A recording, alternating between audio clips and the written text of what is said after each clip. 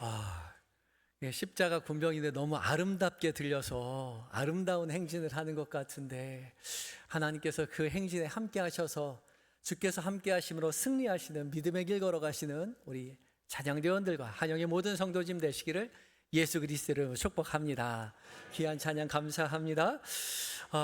오늘 올 때 비가 조금 내리는 것 같은데 걱정을 하지만 또 하나님께서 약속하신 은혜로 채워주실 줄 믿습니다. 우리 옆 사람 향해서 이렇게 인사했으면 좋겠습니다. 하나님께서 우리와 함께 하십니다.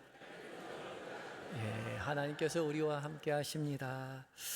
목회를 하면서 가장 행복한 일은 우리 성도님들이 함께 말씀으로 은혜 받고 그 은혜 받은 것을 함께 기쁨으로 나눌 때인 것 같습니다. 지난 주간 제주 광주교회 김평래 목사님과 이정림 사모님 찬양 집회 은혜 가운데 마쳤습니다. 끝나고서도 집에 가실 줄 모르고 남으셔서 계속해서 은혜에 대한 이야기를 나누어 주시고 또 그 다음 날도 그 다다음 날도 만날 때마다 이번 부흥에 참 좋았다고 말씀해 주셔서 제가 얼마나 행복했는지 모릅니다.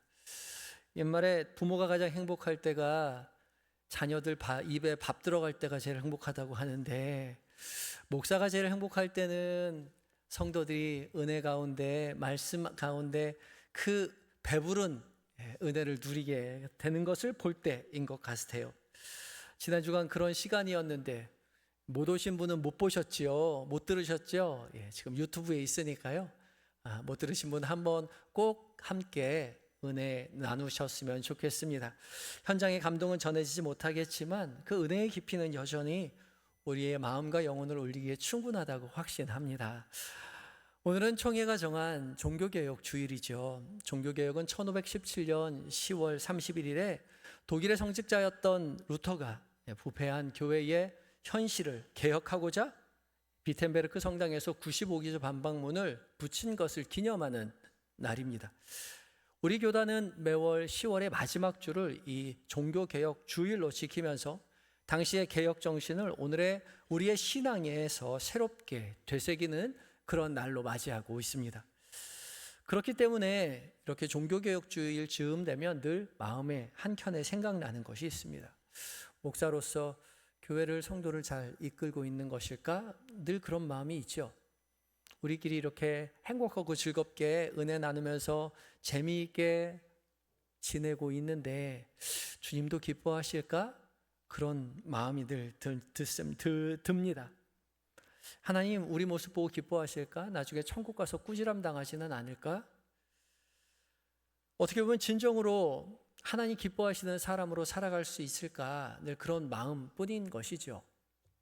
어떻게 하면 주님 기뻐하시는 믿음의 길 걸어갈 수 있을까? 오늘 봉독한 그 말씀은 우리의 그 질문에 대한 하나님의 응답이라고 할 수 있습니다. 하나님께서 오늘 말씀을 통해서 하나님께서 진정으로 기뻐하시는 성도가 어떠한 성도인지, 그런 교회가 어떠한 교회가 될 수 있는지 말씀해 주고 계십니다. 하나님 기뻐하시는 믿음의 사람은 어떤 사람일까요? 그러한 삶이 오늘 우리에게 어떤 의미를 주고 있을까요? 함께 오늘 말씀 묵상하며 은혜를 나누려고 합니다. 첫 번째 우리가 기억해야 할 것은요, 하나님 기뻐하시는 사람은요, 나머지 편에 서 있는 사람이라는 것입니다. 함께 읽어볼까요? 시작. 하나님께서 기뻐하시는 사람은 나머지 편에 서 있는 사람. 오늘 봉독한 누가복음 18장의 말씀은 바리새인과 세리의 기도에 대한 비유의 말씀이죠. 본문 9절에서 예수님은 이 비유가 누구를 향한 비유인지에 대해서 분명히 말씀해 주고 계십니다. 말씀을 함께 한번 읽어봅니다. 9절입니다. 시작. 또 자기를 의롭다고 믿고 다른 사람을 멸시하는 자들에게 이 비유로 말씀하시되. 아주 유명한 비유인데 이 비유가 단순히 바리새인을 비판하고 세리를 위로하기 위한 말씀이 아니라는 거죠.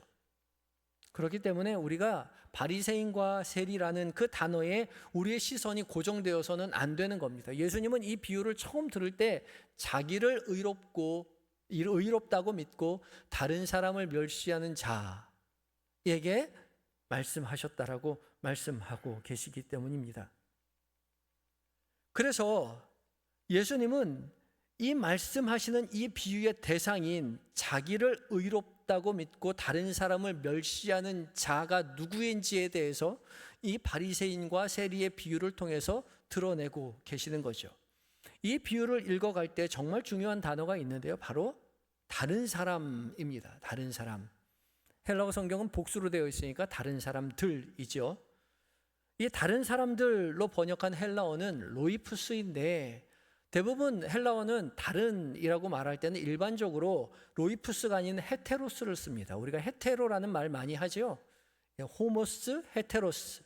호모스는 동일한, 같은 본질의 그런 뜻이고, 헤테로스는 다른 본질의, 우리와 다른 그런 뜻을 사용하는 단어가 헤테로스입니다. 일반적으로 헤테로스를 쓰지만 오늘 본문은 헤테로스를 쓰지 않고 로이투스를 쓰죠. 로이투스는 나머지라는 뜻입니다. 다른 사람이 아니라 나머지 사람들이라는 의미랍니다. 그러니까 예수님의 말씀은 정확히 읽자면 이렇게 읽혀야 합니다. 함께 읽겠습니다. 시작. 자기만 의롭다고 믿고 나머지 사람들을 모두 멸시하는 사람에게 비유로 말씀하시되. 아멘. 이 한 단어에 예수님의 메시지가 아주 깊이 담겨 있죠. 하나님 앞에서 자기만 의롭다고 믿고 자기 위에 나머지 모든 사람들을 멸시하는 사람을 비유로 말씀하고 계시는 겁니다. 그러니까 바리새인은 나쁜 사람이고 세리는 착한 사람이다라는 얘기를 하고자 하는 것이 아니라 자기만 의롭다고 믿고 나머지 사람 다 멸시하는 사람인 거죠. 이 자기만 의롭고 나머지 사람 멸시하는 사람의 중심에는 사람이 있습니다. 신앙의 중심에 하나님이 계셔야 하는데 하나님 앞에 서지 않고 자기가 중심이 되는 거죠. 나는 의롭고 나만 의롭고 나 외에 다른 사람들은 다 멸시받아 마땅하다, 의롭지 않다라고 말을 하는 겁니다. 여기서 세리의 모습이 그랬죠. 자기만 의롭고 나머지 사람은 다 의롭지 못하다고 생각했습니다. 자신은 의롭다고 생각하지만 결코 하나님 앞에 서려 하지 않죠. 사람들 앞에 서서 나는 저 사람들보다는 그래도 믿음 생활 잘하고 있지, 나는 의롭게 살고 있지, 나만큼 살면 되지, 그렇게 늘 사람 앞에 서려 하지 하나님 앞에 서려 하지 않는다는 겁니다. 그러나 하나님 자신이면서 하나님의 아들이셨던 예수님은 오히려 나머지 편에 관심을 가지고 계셨죠. 그리고 바로 이 나머지 편의 가장 끝에 있었던 세리를 세워주시고 이 사람이야말로 하나님 앞에서 의롭다 하심을 받은 자다, 그렇게 선포하고 계시는 겁니다. 그런데요, 이 나머지 중에 이 세리라는 사람은 당시 이스라엘 사회에서 단순한 직업인이 아니었습니다. 유대 사회에서 철저하게 버림받은 존재가 바로 이 세리라는 사람들입니다. 이 사람들 로마 제국의 하수인으로서 동족의 고혈을 짜서 로마에 다 갖다 바치는 매국노와 같은 사람이죠. 그래서 죄인 중에 죄인으로 취급받은 사람이 이 세리입니다.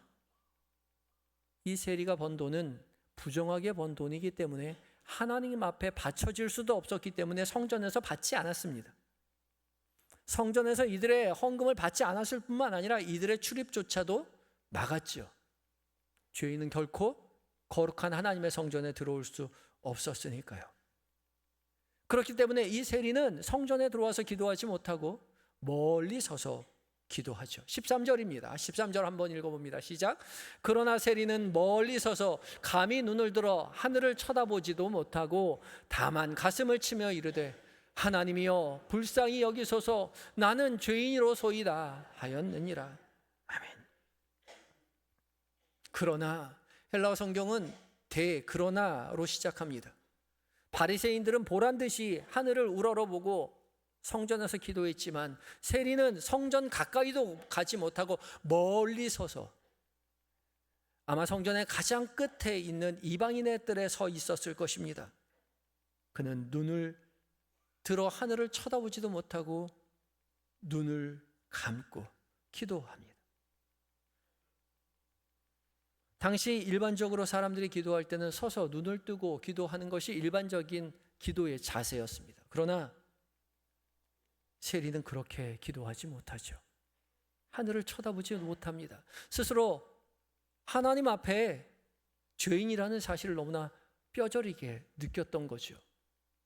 하나님이여 불쌍히 여기소서. 세리는 하나님 앞에 서 있습니다. 하나님 앞에 저희가 불쌍한 죄인임을 믿음으로 고백하는 거죠. 바리새인의 기도에 비해 너무나도 단순하죠. 장황하지도 화려하지도 않습니다. 그냥 단순한 기도예요. 하나님이여 불쌍히 여기소서. 나는 죄인이로소이다. 하나님 앞에 설 때에 하나님께서 다 아시는데 무엇을 하나님 앞에 변명하겠습니까? 할 말이 없는 거예요. 주님, 나를 불쌍히 여겨주십시오. 이 기도는 결코 하나님 앞에 감정에 호소하는 것이 아니라 하나님 앞에 선 자로서 용서를 구하는 절규인 거죠. 세리는 결코 다른 사람과 자신을 비교하지 않습니다. 성전 멀리 떨어져 있지만 그는 누구보다도 하나님 가까이서 하나님 앞에 간구하는 거죠. 하나님의 용서가 없이는 결코 설 수 없는 자임을 믿음으로 고백하고 있습니다. 그때 비로소 예수님은 이 사람이 의로운 자라고 선포하고 계시죠. 이 세리야말로 하나님의 긍휼이 절시에 필요한 나머지 편의 끝자리에 서 있는 존재이며 그 어느 누구도 하나님 앞에 서서 자신의 긍휼을, 자신의 죄를 고백하고 하나님 앞에 긍휼을 구할 때 하나님께서는 그 사람 용서해 주신다라고 예수님 말씀하고 계시는 거예요. 이것이 하나님의 마음에 합한 사람, 하나님이 기뻐하시는 사람인 것입니다. 사람 앞에 서지 않고 오직 하나님 앞에 선 사람이요. 세상의 기준으로 보면 세리는 늘 실패한 사람입니다. 나머지의 끝자리에 서 있는 사람이에요. 결코 구원을 얻을 수도 없고 구원을 얻어서도 안 될 그런 사람입니다. 그러나 하나님의 시선으로 보면 이 세리야말로 하나님 가장 가까이에 있는, 구원의 중심에 서 있는, 복음의 중심에 서 있는 사람이죠. 왜냐하면 하나님의 선자로서 자신의 죄를 고백하고 하나님께 긍휼을 구하고 있기 때문에 그렇습니다. 주님은 우리에게 밝히 말씀하셨죠. 요한일서 1장 9절입니다. 함께 읽겠습니다. 시작. 만일 우리가 우리 죄를 자백하면 그는 미쁘시고 의로우사 우리 죄를 사하시며 우리를 모든 불의에서 깨끗하게 하실 것이요. 아멘. 만일 우리가 우리의 죄를 자복하면 누구한테요? 하나님 앞에. 그는 미쁘시고 의로우셔서 우리의 죄를 사하시며 우리를 모든 불의에서 깨끗하게 하신다고요. 우리가 죄를 용서를 구하는 그 것만 용서해 주시는 것이 아니라 모든 불의에서 우리를 깨끗하게 해 주신다라고 약속하고 계시죠. 그렇기 때문에 정말 중요한 것은 우리 모두가 사람이 아닌 하나님 앞에 서는 것입니다. 하나님 앞에 서서 자신의 죄를 고백하고 불쌍한 자로서 하나님의 긍휼을 구하는 마음을 갖게 되는 것이에요. 우리에게 이 마음은 필요합니다. 사람과 비교해서 우쭐하는 마음이 아니라 오직 하나님 앞에 서서 긍휼을 구하는 마음이 우리에게 필요해요. 이것이 바로 오늘 종교개혁주의를 맞아서 우리가 다시금 되새겨야 할 주님의 선포인 것이죠. 너무나 안타까운 사실은 예수님을 제대로 믿겠다고 모인 우리가 하나님 앞에서 긍휼을 구하는 그 마음을 점점 잃어버리고 있다는 거예요. 믿으면 믿을수록 5년, 10년, 20년, 30년 되어 갈수록 우리는 하나님 앞에 서기보다 다른 사람과 나를 비교하려고 하죠. 그래도 나 정도면 예수 잘 믿고 있지. 나 정도는 괜찮아. 그런 마음 가지고 우리끼리 그냥 재미있게 교제하고 밥 먹고 그러고 돌아갑니다. 기독교 역사의 비극이 바로 여기에서 시작되었습니다. 믿는 사람들이 하나님 앞에 서지 않고 다른 사람과 비교하며 뽐내고 있을 때에 기독교의 타락이 시작되었습니다. 가톨릭의 타락이 여기서 시작되지 않았습니까? 하나님의 말씀을 연구하는 성직자만 의롭고 성도들은 죄가 많아서 하나님 앞에 감히 설 수도 없고 홀로 기도할 수도 없는 존재라고 그렇게 성도들을 속여가며 그렇게 기독교의 타락이 시작되었습니다. 종교개혁자들이 한 것은 성직자나 성도나 똑같이 하나님 앞에 죄인이고 주님 앞에 설 때에 주님은 반드시 우리를 구원해 주신다는 사실을, 믿음으로 말미암아 구원을 얻는다는 사실을 세상 가운데 선포하였죠. 이것이 종교개혁의 핵심이었습니다. 그런데요, 안타깝게도 그 종교개혁자들이 하루 이틀 1년 2년 살아가면서 또 서로를 비교하고 하나님 앞에 서는 것이 아니라 사람 앞에 서서 서로를 비교하고 또 갈라섭니다. 루터와 찌빙글리가 성찬 문제를 놓고 당신의 영은 우리와 영과 다르다 말하며 갈라섰습니다.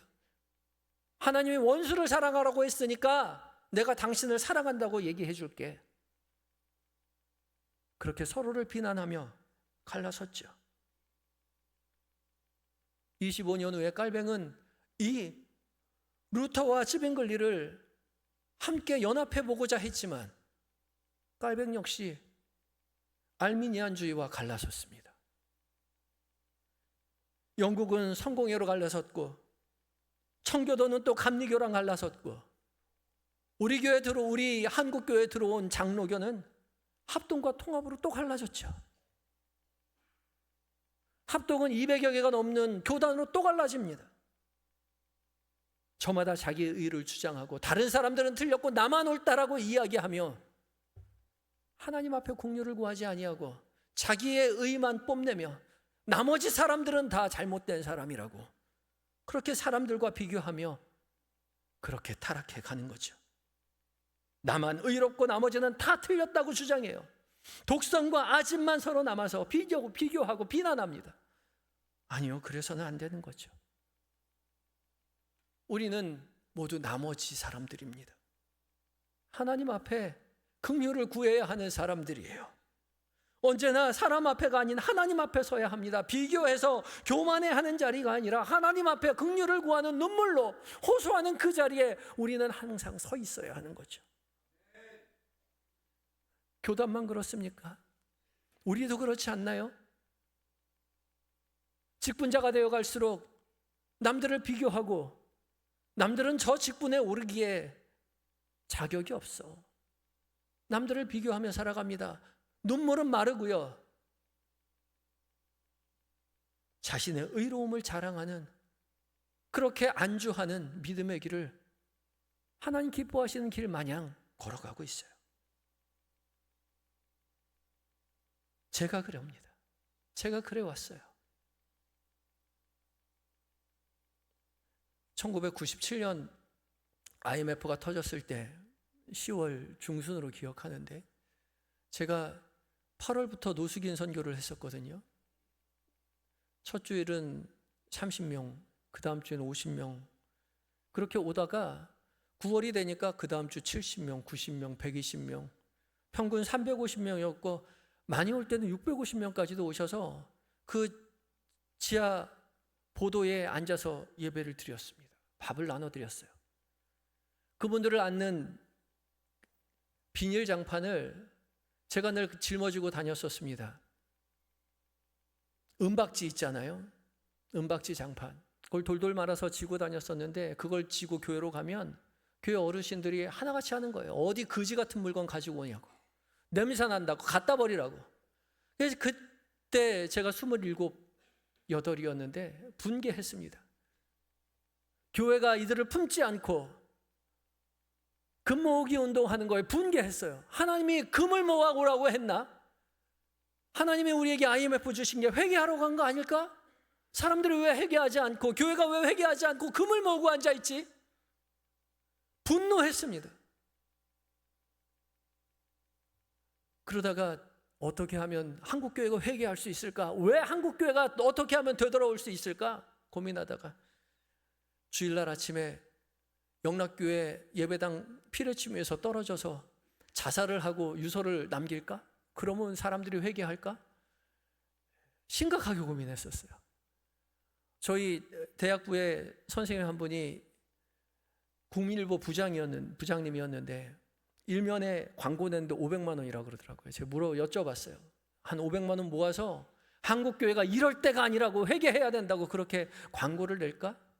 아니면 대학부 청년부 아이들을 모아서 주일날 아침에 50주년 기념관에서 무릎 꿇고 그 마당에서 퍼포먼스를 하면 어른들이 변할까?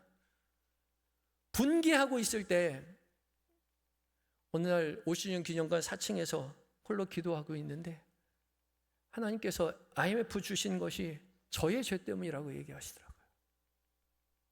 네 죄 때문이다. 저는 한 번도 그렇게 생각해 본 적이 없었는데 주님이 저에게 네 죄 때문이라고 이야기하면서 네가 세상에서 제일 교만한 놈이라고 얘기하시는 거예요. 제가 손가락질하는 그 손가락에 내 손가락이 저를 가르치고 있더라고요. 저 외에는 다 잘못되고 회개하지 않는 사람들은 다 잘못됐고 그걸 외치는 나만 의롭다고 생각했던 저의 모습을 돌아보게 하셨어요. 제가 회개하고 그날로 짐을 싸들고 기도원에 들어가서 3일 금식을 하고 내려와서 하나님 앞에 회개하고 여전히 살아갑니다. 요즘 가난한 성도들이 한국교회 비난하죠. 내가 왜 이래서 교회 안 나가는 거야? 라고 얘기하는데요. 결코 하나님 앞에 서려고 하지 않아요. 교회가 잘못된 건 맞아요. 우리는 부족합니다. 그러나 부족한 우리는 사람과 비교할 것이 아니라 하나님 앞에 서야 합니다. 오직 하나님 앞에 서서 우리에게 긍휼을 구하며 가슴을 치며 주님의 용서를 간구하시는 저와 여러분이 되시기를 예수 그리스도의 이름으로 축복합니다. 두 번째 우리가 기억해야 할 것은요, 하나님께서 기뻐하시는 사람은 예수님과 함께 나머지 편에 서는 사람이라는 겁니다. 함께 읽겠습니다. 시작. 하나님께서 기뻐하시는 사람은 예수님과 함께 나머지 편에 서는 사람입니다. 예수님은 언제나 나머지 편에 서시는 분이셨죠. 병든 사람, 귀신 들린 사람, 세리, 죄인, 가늠하다 잡힌 여인, 십자가에 달렸던 한평 강도까지 예수님은 언제나 나머지 편에 찾아가 그들과 함께 머무르셨던 분이셨습니다. 자신이 스스로 의롭다 여겼던 그 많은 종교 지도자들을 다 멸시하시고 그들을 질타하시고 그들이 그렇게도 매도하였던 나머지 편의 사람들을 먼저 찾아가셨죠. 예수님이 그들을 찾아간 것은 단지 그들을 위로하기 위함이 아니었습니다. 그곳에 하나님의 나라가 이미 임하였음을 하나님이 선포하신 것이죠. 하나님의 나라의 복음은 언제나 그 나머지 편에서부터 시작되었습니다. 오늘 구약에 보면 예레미야의 말씀 역시 같은 교훈을 전하고 있습니다. 당시 이스라엘은 극심한 타락, 하나님을 향한 타락과 하나님의 심판, 기근과 전쟁 가운데서 고통받고 있었죠. 그럼에도 불구하고 예레미야는 하나님 앞에 이렇게 기도합니다. 9절 말씀입니다. 함께 읽어봅니다. 시작. 어찌하여 놀란 자 같으시며 구원하지 못하는 용사 같으시니까? 여호와여, 주는 그래도 우리 가운데 계시고 우리는 주의 이름으로 일컬음을 받는 자이오니 우리를 버리지 마옵소서. 아멘. 예레미야는 타락한 이스라엘 백성들을 우리라고 얘기합니다. 우리요. 타락한 저 사람들 용서해 주십시오, 저 사람들 회개하게 해주세요가 아니라 우리라고 이야기해요. 곁에 서서 긍휼의 마음을 품고 중보하고 있죠. 특히 여기 이 구절 가운데 중요한 단어가 주는 그래도 우리와 함께 하신다라는 말씀입니다. 죄를 지으면 하나님이 떠나 계시고 죄를 짓지 않으면 하나님이 함께 하시는 것이 아니라 죄를 지었음에도 불구하고 그래도 하나님은 우리와 함께 하십니다. 믿음으로 고백하는 거죠. 사랑하는 성도 여러분, 우리는 죄인을 짓는 존재이지만 그럼에도 불구하고 하나님은 여전히 우리와 함께 하신다는 사실을 늘 기억하시기 바랍니다. 우리는 이미 하나님의 택함 받은 존재요, 구원 얻은 백성들이기 때문에 우리는 여전히 죄인이지만 하나님이 우리와 함께 하시며 믿음의 길을 동행하신다는 거죠. 이것이 우리 하나님의 우리를 향한 신실하신 약속입니다. 내가 너희와 항상 함께 있으리라. 세상은 나머지 편에 있는 사람들에게 하나님이 우리와 함께 하신 것처럼 당신들에게도 함께 하신다라고 고백하기를, 선포하기를 하나님께서, 우리 예수님께서 우리에게 맡겨주신 것이죠. 그 사명이 우리에게 있습니다. 오늘은 종교개혁주일이자 미랄주일이죠. 우리 곁에 소외된 자, 가슴을 치며 눈물을 흘리는 자들에게 주님의 이름으로 찾아가 나머지 편에 서 있는 그들에게 하나님 나라가 임하였음을 우리가 선포해야 합니다. 그저 한 달에 한 번 1,000원 내는 것으로 내가 할 일 다 했다라고 생각해서는 결코 안 됩니다. 하나님이 돈 1,000원이 없어서 여러분에게 구걸하시는 분들이 아니에요. 그런 하나님이 아니에요.